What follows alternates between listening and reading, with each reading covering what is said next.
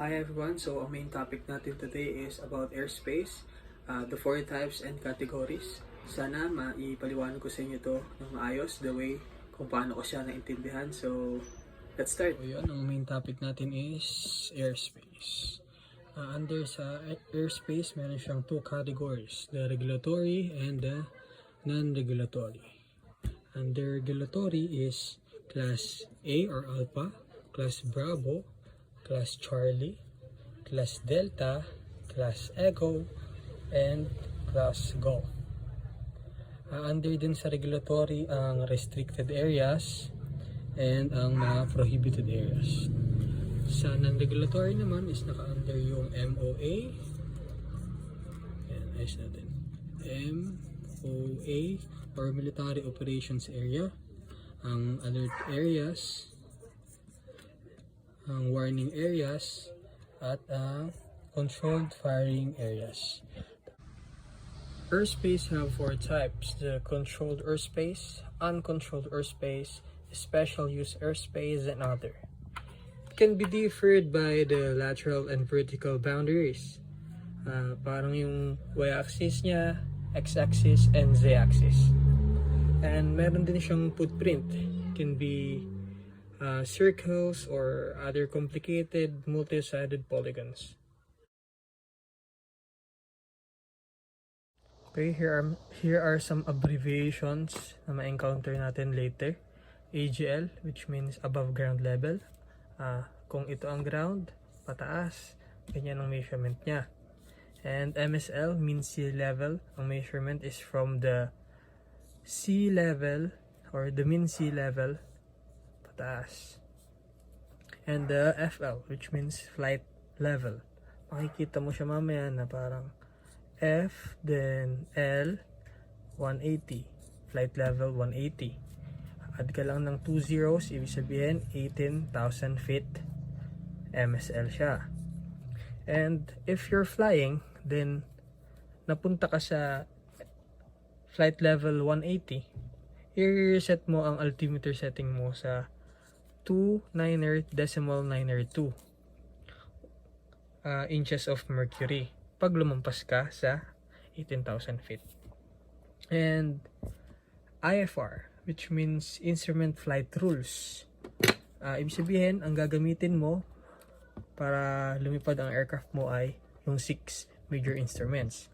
Like this: the airspeed indicator, the altitude indicator, or the artificial horizon. Makikita mo dyan kung nasan yung taas o nasan yung baba. Altimeter, para makita mo yung altitude mo. Inclinometer, ang heading indicator, parang pinaka compass mo kung nasan ka. Vertical speed indicator. Yan ang 6 major instrument. Then sa VFR naman, ibig sabihin visual flight rules. Gagamit ka ng mga landmarks like bundok or ilog or dagat. Basta titingin-tingin ka sa bintana mo. Hindi ka tulad ng IFR na parang kahit wala kang makita o bulag ka, kaya mo makakapagpalipad. And the sectional chart, ito yung mamaya gagamitin natin siya. Makakakita tayo ng mga sectional charts. First published na sectional chart is 1930. Ginagamit yung sectional chart sa navigation sa VFR. And then proceed na tayo sa airspace system. And bago tayong proceed dito, ang airspace system o mga classes ay may mga requirements like pilot qualification requirements, cloud clearance and visibility requirements, speed requirements, and aircraft equipment requirements, at marami pang iba bago ka makapasok sa airspace. And start tayo sa class A or class Alpha. From the letter itself, tatandaan nyo A is above. Ibig sabihin, siya yung nasa taas ng mga ibang classes. Nag-start siya from the flight level 180 MSL to flight level 1600 MSL or 18,000 feet mean sea level to 60,000 feet mean sea level. Ang mga requirements dito is instrument flight plans, instrument rated airplane, instrument rated pilot, two-way radio communicators, and mode C transponders. Kailangan din ng DMA like GPS pag above flight level 240 ka or 24,000 feet. Ang DME is distance measuring equipment. GPS o yung global positioning system, yung mga nakikita natin sa mga sasakyan. So ang pwede lang dito sa class A is IFR, and ang VFR, ang BFR hindi siya pwede. Walang weather requirements dito, no speed limits, pero wag ka naman aabot ng Mach 1, basta less than speed of sound pwede ka. Okay, class B tayo or class Bravo. Letter B, isipin nyo na lang B as in BC. Sobrang busy kasi itong class na to. B, blue, kasi solid blue line siya pag nakita mo sa sectional charts. Ganito itsura niya. Then karaniwan sa 10,000 feet siya MSL, pababa, pero minsan naiiba din. Minsan tumataas to ng konti o bumababa, or sa baba hindi siya sa pinaka-ground. May mga requirements din dito. At least private pilot ka, or pwede din namang student pilot ka basta meron kang endorsement. Two-way radio. Dapat may clearance yung pilot bago ako pumasok dito sa class B. Mode C transponder din, kailangan yan. Pero may mga sobrang busy na class B na hindi talaga kayang i-handle ng mga student pilot. Makikita mo din dito sa sectional chart, may mga nakalagay dyan. 100 over 60. Ibig sabihin, yung bilog niya na yan, yung parang, ayan, parang first layer ng inverted na cake sa pinakataas. Ibig sabihin is, add ka lang din ng 0. Ibig sabihin, flight level 100 yan or 10,000 feet hanggang 6,000 feet MSL. Then, the second layer, makikita mo, halimbawa, nakalagay dyan is 60 over 20, ganyan. Ibig sabihin, yung susunod ay 100 over 20. Ibig sabihin, susunod dyan is another cylinder. Makikita mo, yan nasa loob na yan. Ibig sabihin, magmula siya 10,000 MSL to 2,000 MSL. Ganun lang. And meron ding dito sa class B, may tinatawag na mode C. Ang mode C is nakapalibot siya dito. Makikita mo siya solid magenta lines. Karaniwan mga magmula sa aerodrome, mga 10,000 mga 10 nautical miles siya, ganun. Kahit wala ka sa loob nitong parang cake na to, basta nasa loob ka ng mode C, kailangan mo pa rin ng transponder. And sa class B, meron tayong weather minimum requirement. Sa visibility natin, kailangan not any less than 3 statute miles yung visibility. Yan. And sa cloud clearance requirement naman natin is dapat clear of any clouds ka. Sa speed limit, meron din tayong speed limit na 250 knots below flight level 100 MSL. And 200 knots naman pag below class B ka. Class C or class Charlie. Hindi siya ganun ka-busy as the class Bravo o class B. Makikita mo siya sa sectional chart na paganyan siya. Ito, solid magenta line siya sa VFR sectional chart. It also contains 2 cylinder. Meron siyang 2 cylinder yan. Tinatawag na itong nasa loob na to na inner core. Then tong nasa labas naman na to is outer shell.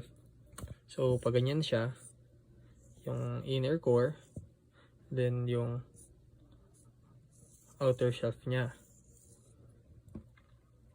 So yung inner core, yan, yung pinaka yan, usually ano siya, 5 nautical miles magmula dito sa gitna paikot. And yung taas niya is from surface up to 4,000 feet AGL. Then yung outer shaft niya naman, ito, yan, yung parang ganyan, is 10 nautical miles naman siya magmula dito sa gitna paikot. Yung pinaka area niya. Then magmula siya sa 1,200 feet AGL hanggang 4,000 feet AGL. Makikita mo yan sa aeronautical chart. Yan, makikita mo yan. 45/70. Ibig sabihin, magmula 4,500 feet hanggang 1,700 feet siya. Parang ganun lang din sa diniscuss ko kanina. Makikita mo yan. And yung radar niya is mako-cover or available siya up to 20 nautical miles from the airport. So ano nga bang mga requirements sa Class C? At least meron kang student pilot license o student pilot ka. Mode C transponder, two-way radio with ATC. Dapat maintain saka ang communication nyo with ATC. And ano nga ba ang transponder? Kanina pa natin din i-discuss. So ito siya. A transponder is a piece of equipment that helps relay the location and speed of an aircraft to an ATC radar station. Transponders equipped with Mode C also relay the aircraft's altitude to ATC.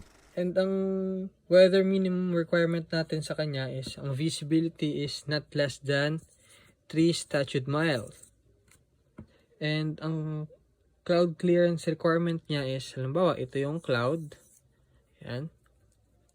Halimbawa, yan yung cloud. Dapat 10,000 feet above the cloud ka. And 500 feet below the clouds. And both sides, dapat 2,000 feet ka. Ganun dapat ang kakalayo from the clouds. And within Class Charlie, ang speed limit natin is 200 knots. If operated ka below 2,500 feet AGL and within 4 nautical miles. Primary siya sa Class C na airspace. So this is an example of Class Delta or Class D na airspace. Ganito mo siya makikita sa sectional chart. Ayan. Yung Class Delta is kaklasify siya sa dalawa.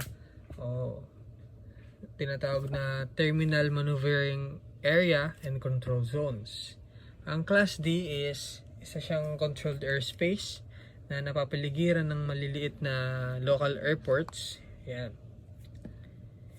Hindi na siya masyadong kailangan ng radar separation kasi di naman siya ganun kakailangan, pero busy enough siya para magkaroon ng control tower.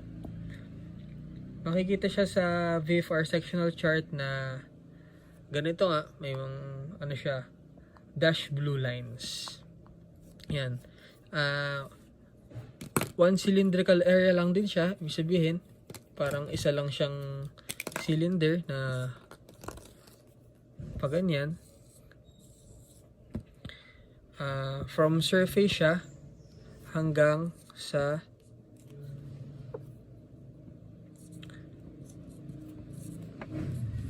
flight level 2,500 feet AGL. Pwede din siyang mapunta sa baba ng Class B or sa Class C na airspace. Yung paikot niya na yan is about 5 nautical miles radius. Pero may mga ilan din na naiiba, mga 7 nautical miles or 3 nautical miles. Ang requirement sa Class Delta is at least student pilot ka, saka two-way radio. Ang requirements niya din sa visibility is at least 3 statute miles. Yan, 3 statute miles. Then sa cloud clearance, halimbawa yan uli yung cloud, 1,000 feet siya above the clouds, 500 feet siya below the clouds, and 2,000 feet siya sa gilid ng bawat clouds, magkabilang gilid. Ang max speed niya is para ding ganun sa Class C, 200 knots, pareho lang din ng sa Class C. So ito naman ang example ng Class E airspace or Class Echo. Bali lahat ng hindi Class A, Class B, Class C, D is ma-identify mo siya as Class E. Ganyan ang itsura niya pag nakita mo siya sa sectional chart. Yan siya. So sa Class E, kailangan natin tandaan yung abbreviation na set food. Yan. Set food na which stands for S, surface area designated airport, E, extension surface area, T, transition, F is Federal Airways or parang ganito siya, Federal Airways. Para siyang mga highway, parang LX siya, ganyan. Pwede rin siyang tawaging Vector Airways. Based siya sa VOR o sa mga VORTAC na navigation aids. VOR, it means very high frequency omnidirectional range. O, yan. VOR. Saka VORTAC. Sabihin, ito, VOR, very high frequency omnidirectional range na tactical. Ang mga Vector Airways o Federal Airways is usually nasa 1,200 feet AGL siya, pero hindi naman lalampas sa flight level 180 o 18,000 MSL. Offshore areas or other domestic areas. Sa Class E is no limits and no requirements. Ang weather minimum niya naman is depende sa altitude mo. So ang visibility niya above 10,000 MSL is 5 statute miles. Pag below 10,000 feet MSL naman is 3 statute miles. Sa cloud clearance tayo, halimbawa ito yung cloud clearance tayo, 1,000 feet above the clouds and 1,000 feet din below the clouds. And sa gilid ng mga clouds is at least 1 statute miles tayo pag above 10,000 feet MSL. Pag below 10,000 feet MSL is 1,000 feet then above the clouds, pero 500 feet lang below the clouds, and both sides is 2,000 feet ang distance mo from the cloud. Pag above 10,000 MSL ka din, ang speed limit mo, wala kang speed limit, basta wag kang lalampas ng Mach 1 or sa speed of sound. Pag below 10,000 MSL ka, ang speed limit mo is 250 knots. Yan ang speed limit mo pag nasa Class E ka. Ito another example natin kung ano itsura ng Class E sa sectional charts. Diyan mo makikita yan, yung mga offshores, yung mga federal airways, yan makikita mo dyan. And then sa Class F, meron din tayong Class F. Ganyan ang itsura ng Class F. So ang Class F airspace, Class F airspace, bale, yung IFR and VFR flights are permitted sa Class F. Then all participating RFI flight service receive an air traffic advisory service, and all flights receive flight information service if requested.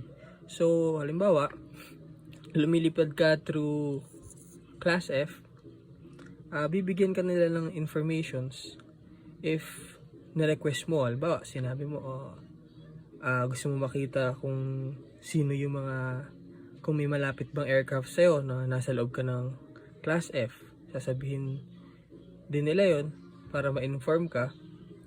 Pero, re-request mo dapat if requested lang. Ito naman ay itsura ng Class G airspace or Class Gulf. Ang Class Gulf is, yan makikita nyo, nasa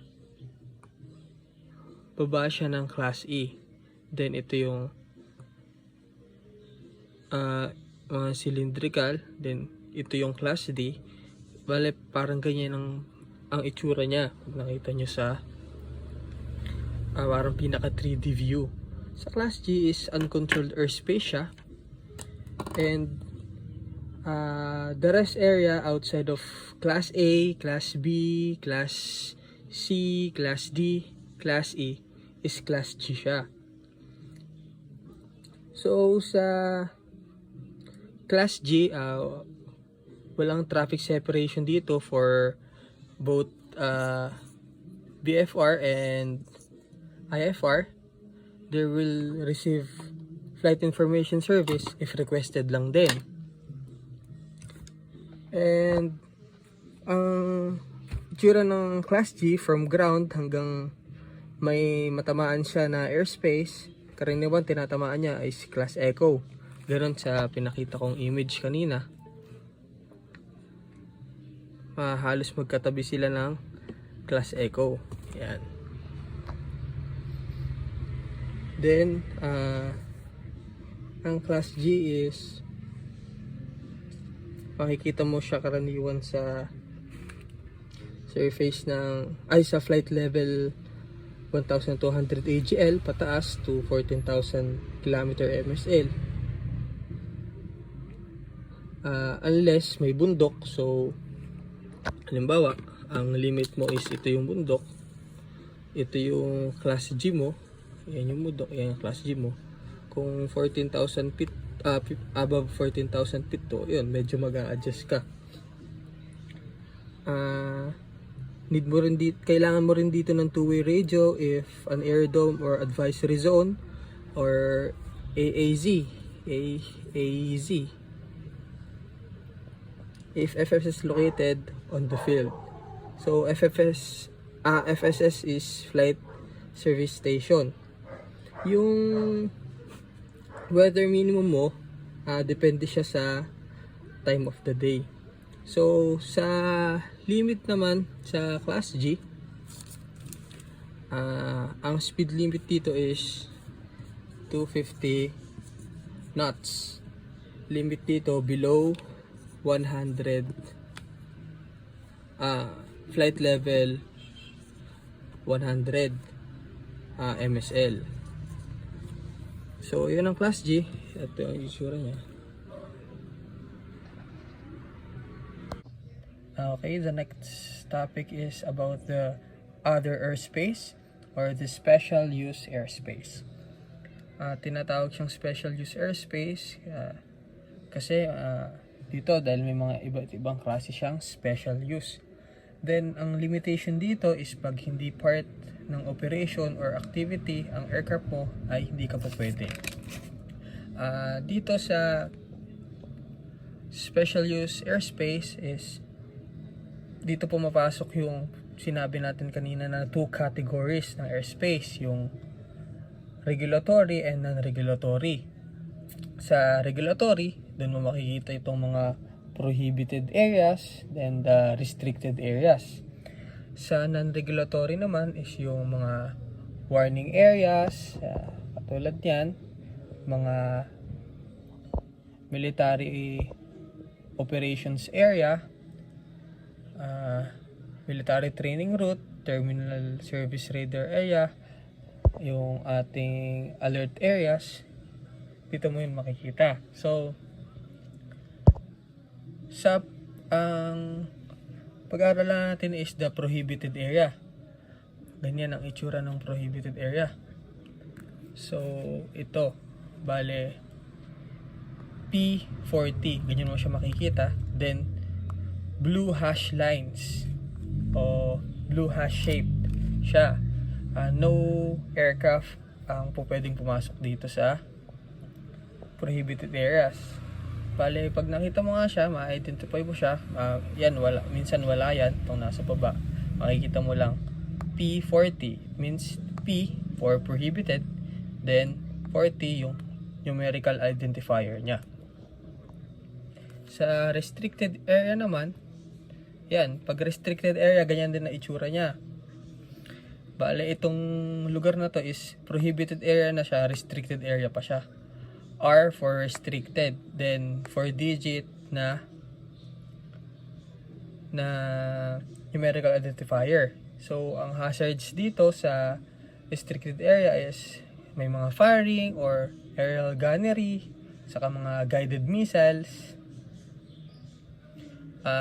Pag restricted area naman, kung restricted area lang siya, hindi naman siya prohibited areas, hindi pwede yung aircraft mo unless